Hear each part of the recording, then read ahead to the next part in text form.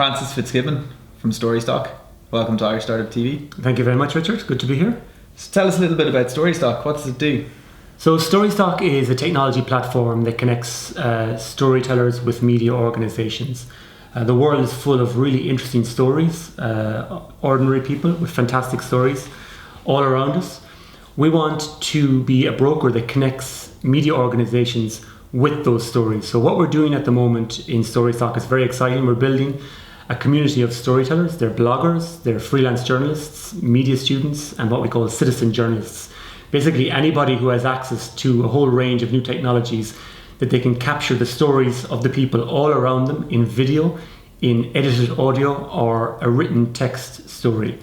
They will then pitch us the stories. We don't accept every story. We're only going to accept the most newsworthy stories, and we will place those stories in media organizations all around the globe, from the BBC to NBC, in the UK, in the US, and in Ireland. Wow. So you're from Kerry, where there's a great history of storytelling? Absolutely, from Kerry. Every time I go home to Kerry, I meet new people. In Ireland in general, we have a history of folklore, a history of story. We are natural storytellers, and there's a real power in story. There's a power there to sell the news for newsrooms. So let's say you're sitting in a newsroom, which I have. My own background is in media. I've produced and presented many different shows in media. And the first thing you go in, you're looking for stories. You're looking for stories to fill your 3-hour, 4-hour show. So let's give you an example. Let's say the NHS in the UK break a story that HIV rates for under 25s have doubled last year. The first thing you're going to want to do is find a story to put that in context. So at 8 o'clock that story breaks. 8:05 one of our clients can come on to our platform. They can download the story of Sandra, who is a 28-year-old who has been diagnosed with HIV, and she's trying to figure out how to tell her partner that she has HIV. She's struggling with the diagnosis, and it tells her story. So it puts the news into context. That media organization can use that clip of Sandra on their news bulletins. They can use it in their later feature shows. They can use it on their Twitter, their Facebook. It puts a face on their news, and people are more likely to remember stories and news and where they heard it if it's a powerful story rather than just statistics. So we're using the power of story to sell the news. Right now what you have is media organizations are using their own reporters, so that when they get the NHS story about HIV, they're sending their news reporters out looking for the Sandras that we already have in the bag. So we already have the stock stories there that are available to them. We're cutting their wages, we're cutting their costs, and we're allowing them to deliver good, strong, story-based content instantly. There's a lot of technology disrupting media, and I know this particularly well, having created content for RT at the world's first mobile journalism conference. But the biggest thing that stood out at that event and since has been the fact that the story is key. It doesn't really matter the technology. Absolutely. We still have to ensure the quality though. How are you going to curate that quality? We're only going to work with the best storytellers who are giving us the most newsworthy stories. So we're not going to accept every storyteller. We're going to have a function on our platform where storytellers from all around the world, from every country in the world, can pitch their stories to us. We're going to pick the most newsworthy story, and we're going to work with those. We're going to develop them into a trusted community of storytellers that we will develop. We will work with. We have a lot of plans. We're going to take our stories on tour. We want to do a live tour whereby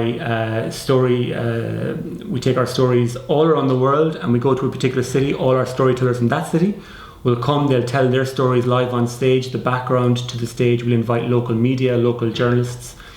We will also develop the storytellers as time goes on, so we will guide them.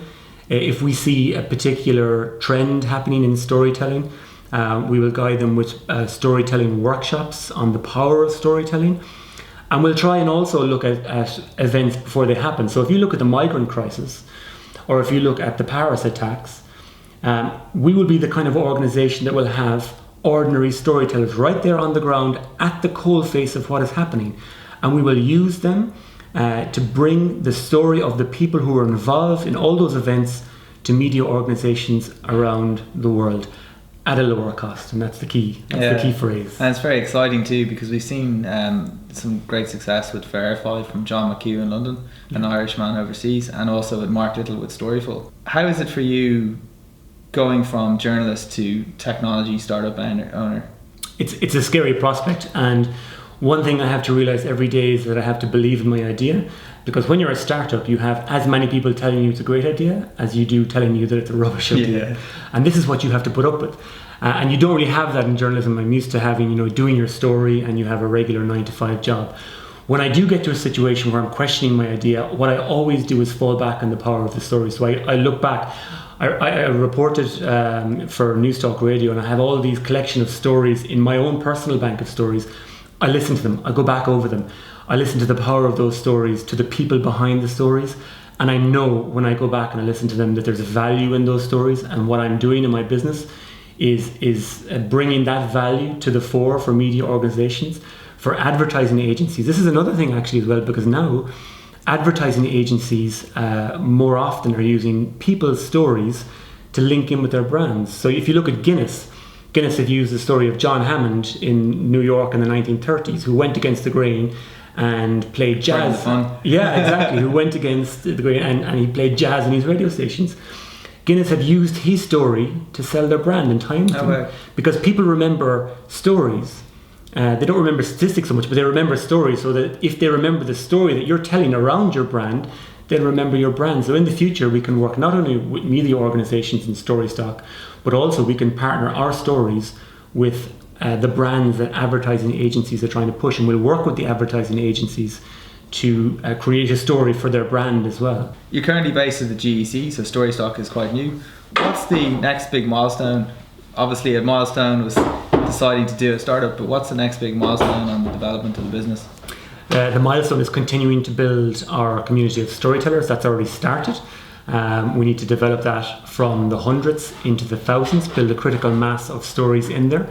And then we need to go and approach clients and start selling our concept, selling our idea to clients, get them on board.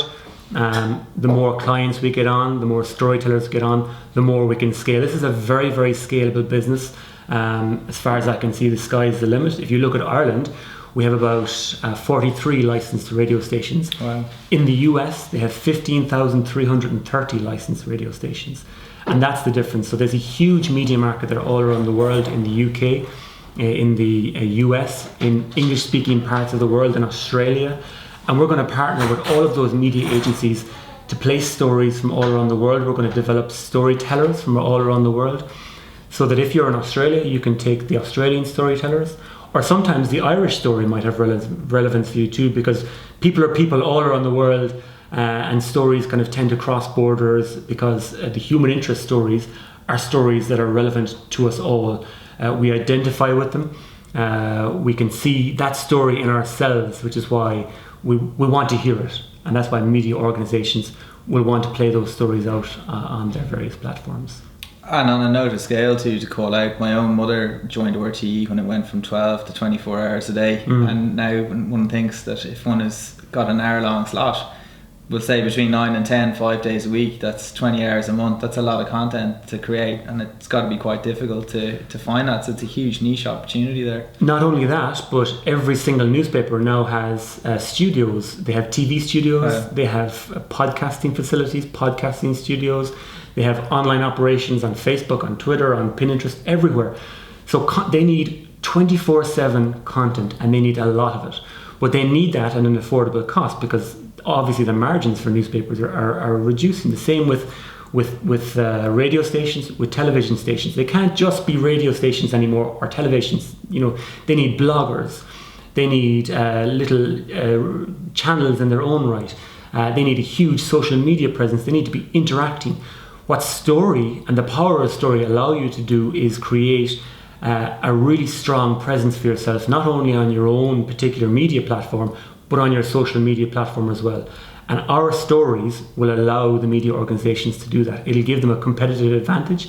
It'll also give them a cost advantage, because if I go back to the example earlier on of Sandra, the 28-year-old, who's struggling to come to terms with her HIV diagnosis, when our client is playing the story out on air 5 minutes after the NHS have come out with the statistic, their competitors, reporters are out looking to find another Sandra. So we give them a time advantage and we give them a cost advantage. I'm very excited about this. Francis Fitzgibbon, thanks so much and best of luck with the project. Thank you.